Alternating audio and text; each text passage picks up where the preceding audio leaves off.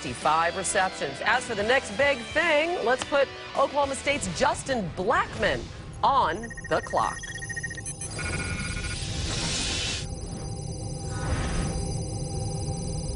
What's the first thing that hits your brain when you hear a wide receiver, top 10 pick? My guess, for most people, it's diva. And based on recent history, it's probably not a bad assumption. But when you talk about Justin Blackmon, I think what's so impressive about him, Mel, is he's everything but a diva. He is, and he'll block. He'll be the decoy. He'll be happy to do that. I'll tell you, Mike Gundy coached Des Bryant and also Justin Blackmon. When we asked him about who the better player is, who's a more complete receiver, he said Justin Blackmon. Now, he's not big. He doesn't have elite size like a Calvin Johnson or an Andre Johnson. Ran under 4.5 at his pro day. People say, well, he has to run under 4.55. Ran 4.47. Yeah, so at Oklahoma State, when you watched him, he wasn't caught from behind much at all. And when you think about a kid like this, yeah, he dropped a couple passes here and there. Derek Jeter makes an error every now and then. To me, he is worthy of being a top 5 pick, which he will be, and he's going to come in with the right attitude. Let me ask you guys this, because in the past 10 years, there's been a lot of receivers taken in the top 10.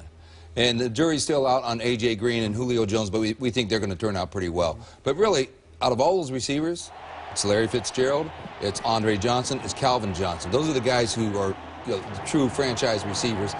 Where does that guy fall in with this guy? Does he compare to any of them? Well, we do revisionist history. Brian Brillick always says that, right? Well, Larry Fitzgerald had his questions, and they had doubters. I had him number 1 that year. People were saying, yeah, he went number 1. And he went number 3 because he can't separate. He can't get open. He's that power forward in college. He's that power forward against collegiate receivers. He won't do it against the NFL corners. He won't get open. Well, he's a great one. And I think for Justin Blackmon, this is a kid who ran 4.47, had a spectacular career with Brandon Wheaton throwing him the football. And I think when you look at his attitude and his approach, what a hard worker he is, he's passionate about the game of football, and he cares about his teammates. So, he's not selfish, and he doesn't worry about stats. So when you talk about him, he sounds more like he might compare to Larry Fitzgerald as opposed to Calvin and No, all three of those Johnson. guys. What do those 3 guys have? They play fast. They're not necessarily all straight line fast, but they play fast. Well, Calvin and Andre are physical freaks. They are, but what matters is what you are in pads. I mean, sometimes we make this underwear leaks when we're looking at receivers, and what matters is your pad speed. And Justin Blackmon plays fast. Larry Fitzgerald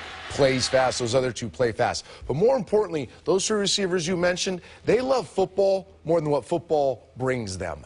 And that's what I'm hearing about Justin Blackmon. From his quarterback, Brandon Wheaton, nobody knows the receiver better than the quarterback. Trust me, because we got to live with their high maintenance issues sometimes, but we got to trust them on 3rd and 8 to force the ball in there tight. And Brandon Wheaton says this kid is the real deal, not just as a player, but as a person. That's all. So you're saying can't miss? You would hope. Okay. That's a big statement to make about receivers these days, but that's why we cover the draft live starting Thursday, April 26th. Thanks, guys.